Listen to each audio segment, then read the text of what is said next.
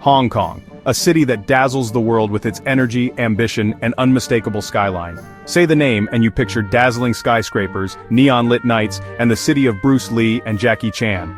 It's a place where East meets West, tradition collides with innovation, and every street seems to pulse with possibility. It's a global financial powerhouse, a shimmering jewel of capitalism where money never sleeps.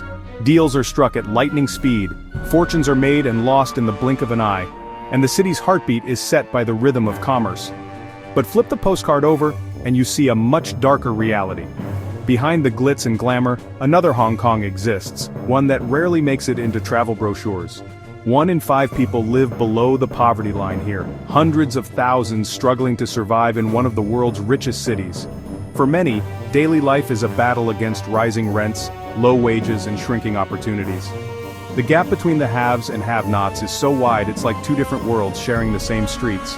Wealth and hardship brush shoulders every single day, often just a few steps apart. Luxury cars glide past elderly women scavenging for cardboard.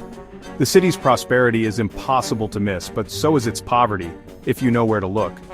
Designer boutiques stand blocks away from crumbling tenements. The contrast is jarring, and it's everywhere you turn. This is the central paradox of modern Hong Kong. Extreme wealth and soul-crushing poverty side by side. It's a city of dreams and despair all at once. How did we get here? The answer is a tangled mix of history, policy, and greed. Decades of rapid growth, colonial legacies, and political decisions have shaped this divided city.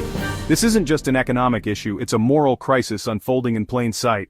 The story of Hong Kong is a tale of two cities, and the world is watching to see which one will define its future. Let's talk about that invisible wall, the one you can't see but you can feel everywhere in Hong Kong. It's the line that separates two worlds living side by side, yet rarely touching. In Central, bankers in bespoke suits stride into glass towers, surrounded by Michelin-starred restaurants and luxury shops.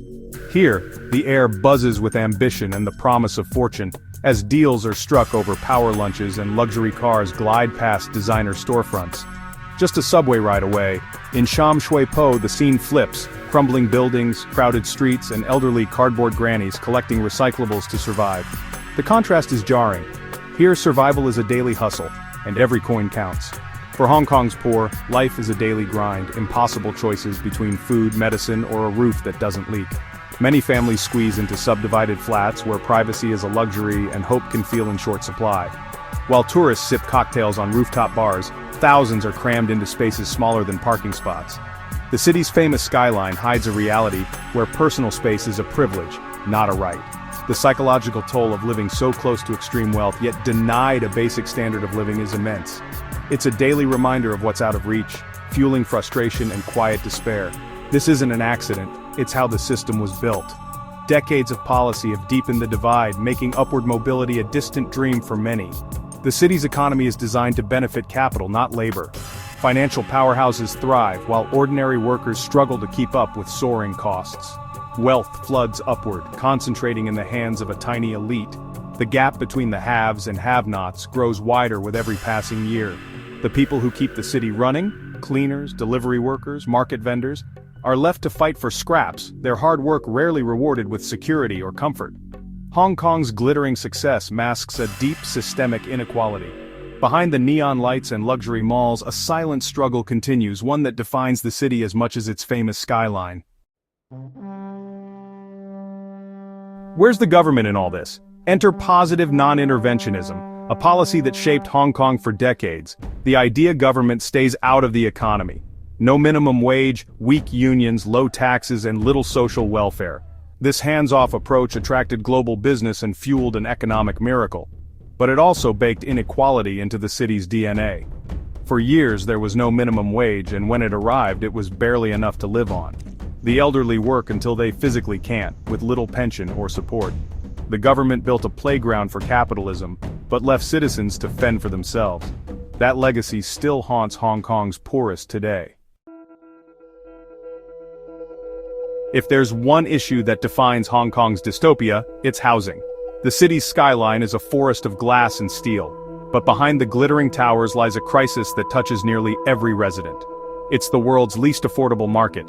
Tiny apartments cost millions, and home ownership is a fantasy for most. Even middle-class families struggle to find a place to call their own, with prices rising far faster than wages. When you can't afford an apartment, you downsize, again and again, until you end up in subdivided units, coffin homes, or even cage homes. These spaces are often no bigger than a parking spot, and privacy is a luxury few can afford. Yes, people live in cages, wire mesh boxes stacked in squalid rooms. For thousands, this is daily life, sleeping, eating, and living in a space barely large enough to stretch out. In the 21st century, in a city overflowing with wealth, the contrast is staggering. Luxury malls and penthouses just blocks away from extreme poverty. The government controls all land, leasing it to the highest bidder, usually a handful of powerful developers. This system has created a real estate oligopoly, where a few companies dominate the market. This keeps supply low and prices sky high, generating huge profits for both government and tycoons. New developments cater to the wealthy, while affordable housing remains out of reach for most. The suffering of cage home residents is collateral damage in a system designed to enrich the few. Elderly people, families, and even children are forced to endure these conditions. The United Nations has condemned these conditions, but little changes. Protests and international pressure have done little to move the needle. The government is addicted to land revenue with no real incentive to fix the crisis. Reform is talked about, but rarely acted upon. Housing in Hong Kong isn't just a problem, it's a scandal. Waiting lists for public housing stretch for years, and hope is in short supply, and it's not going away. For millions, the dream of a decent home remains heartbreakingly out of reach. After World War II, Hong Kong was a city of refugees, quickly becoming a manufacturing powerhouse. The Made in Hong Kong label was everywhere, built by generations of factory workers promised a better life. But in the 1980s, China opened up, and factories moved across the border for cheaper labor. Hong Kong reinvented itself as a finance and real estate hub, but left its working class behind. The new economy needed bankers and lawyers, not factory workers. Those left behind became today's elderly poor, the cardboard grannies and cage home residents. The government, sticking to its hands-off playbook, offered little support or retraining. The market decided they were no longer valuable. This wasn't just economic change, it was a betrayal of the people who built the city. The roots of today's poverty run deep. Hong Kong's economy isn't a true free market, it's dominated by a handful of ultra-rich family conglomerates. These tycoons control everything: supermarkets, utilities, transport, and of course property. Their influence is staggering, shaping daily life for everyone. This concentration of power is no accident. It's the legacy of colonial policies and government-granted monopolies. Two supermarket chains, both run by tycoons, dominate the market. Utilities are monopolies. The result? Higher prices for everyone, a tycoon tax on daily life. These families use their wealth to lobby government, blocking reforms and protecting their interests. The government isn't a neutral referee, it's on the tycoons' team. This crony capitalism stifles innovation, perpetuates inequality, and leaves ordinary people feeling powerless. In Hong Kong, the tycoons are kings, and everyone else just pays rent. For years, Hong Kong thrived under one country, two systems, autonomy, rule of law, and global business confidence. But Beijing's influence has grown, especially after the 2019 pro-democracy protests. The national security law silenced dissent, arrested politicians, and shut down newspapers. The city's autonomy, and its status as a global financial hub, are now in question. Investors are nervous and capital is looking elsewhere.